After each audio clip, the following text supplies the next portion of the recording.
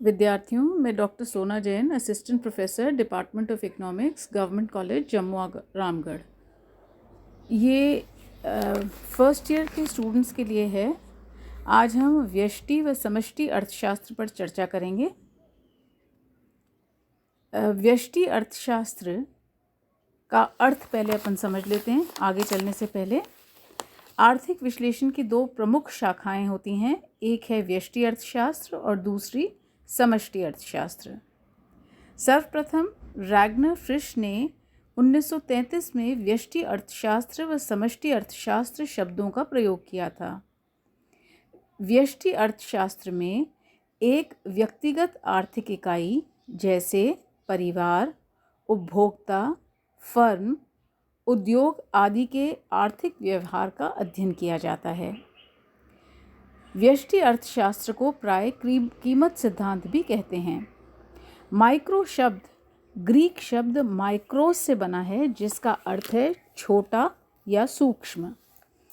इसमें इन प्रश्नों का अध्ययन किया जाता है जैसे एक उपभोक्ता वस्तुओं को दी हुई कीमतों एवं दी हुई आमदनी से किस प्रकार अधिकतम संतोष प्राप्त कर सकता है। एक फर्म वस्तु की दी हुई कीमत पर कितना उत्पादन करेगी। एक उद्योग में वस्तु की कीमत कैसे निर्धारित होगी। वस्तु की सापेक्ष कीमतें या रिलेटिव प्राइसेस कैसे निर्धारित होंगी। उत्पादन के साधनों का प्रतिफल या आय का वितरण कैसे निर्धारित होगा। विभिन्न उपयोगों में उत्पादन के साधनों का आवंटन कैसे किया जाएगा, इत्यादि। इस प्रकार व्यष्टि अर्थशास्त्र में कुल उत्पादन की बनावट और आवंटन को स्पष्ट किया जाता है। दूसरे शब्दों में हम ये कह सकते हैं कि यह बतलाया जाता है कि कुल उत्पत्ति का विभिन्न उद्योगों, फर्मों व वस्तुओं में कैसे विभाजन होता है और साधनों का आवंटन विभिन्न उपयोगों में किस प्रकार होता है। परंतु यहाँ एक बात मैं स्पष्ट करना चाहूँगी कि व्यष्टि अर्थशास्त्र में भी कुछ सीमा तक समष्टि या समग्र का विचार आता है। जैसे बाजार मांग वक्र व्यक्तिगत मांग वक्रों का योग ही होता है। एक उद्योग में भी उसमें पाए जाने वाली विभिन्न फर्मों का समूह होता है।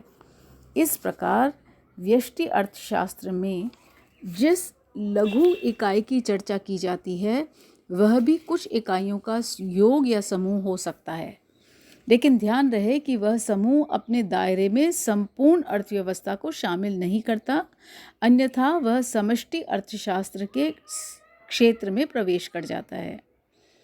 व्यष्टि अर्थशास्त्र में दिए हुए साधनों का विभिन्न वस्तुओं के उत्पादन में आवंटन दर्शाया जाता है। इसमें विभिन्न वस्तुओं का मूल्य निर्धारण व उत्पादन के विभिन्न साधनों के मूल्य निर्धारण की चर्चा की जाती है। व्यष्टि अर्थशास्त्र में निम्न विषय शामिल होते हैं। प्रथम, वस्तु मूल्य निर्धारण या कीमत सिद्धांत, जिसमें हम मांग का सिद्धांत, उत्पादन व लागत का सिद्धांत का अध्ययन करते हैं। दूसरा, साधन मूल्य निर्धारण या वितरण का सिद्धांत, जिसमें हम मजदूरी, लगान, ब्याज एवं मुनाफे की चर्चा करते हैं। और तीसरा, आर्थिक कल्याण का सिद्धांत। अर्थशास्त्र में प्रमुखतः व्यक्तिगत इकाइयों, उपभोक्ता, फर्म, उत्पादन के साधन आदि का अध्ययन किया जाता है। इसमें आंशिक संतुलन व सामान्य संतुलन दोनों का विवेचन किया जाता है। इसमें सापेक्ष कीमतों का अध्ययन किया जाता है, न कि सामान्य कीमत स्तर का। इसे राष्ट्रीय आय का वितरण, मजदूरी, लगान, ब्याज व लाभ के निर्धारण के रूप में देखा जाता है एवं आर्थिक कल्याण का भी अध्ययन किया जाता है। अब अपन समष्टि अर्थशास्त्र का अर्थ समझते हैं।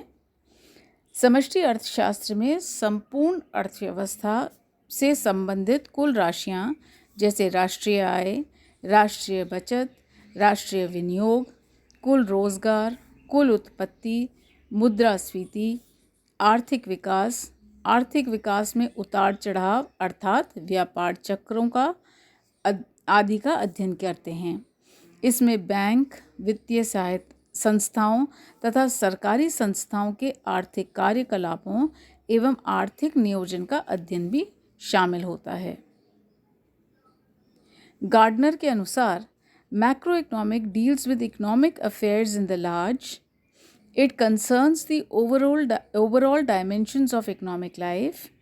It looks at the total size and shape and functioning of the elephant of economic experience rather than the working of articulation of dimensions of the individual parts.